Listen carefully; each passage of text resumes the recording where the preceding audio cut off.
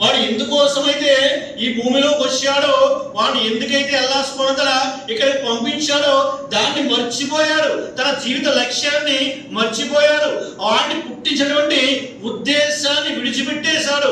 కాబట్టి మనం ఏం చేయాలి?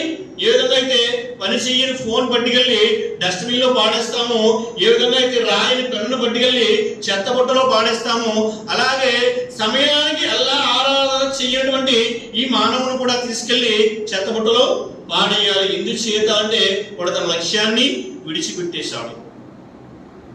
అల్లాహ్ సుబ్హానహు వ తఆలా ఖురాన్ గ్రంథంలో చెప్తున్నాడు, ఇన్నని అనల్లాహ్ లా ఇలాహ ఇల్లా అనా ఫఅబుదుని వఅకీముస్ సలాతల్ జిక్ర్.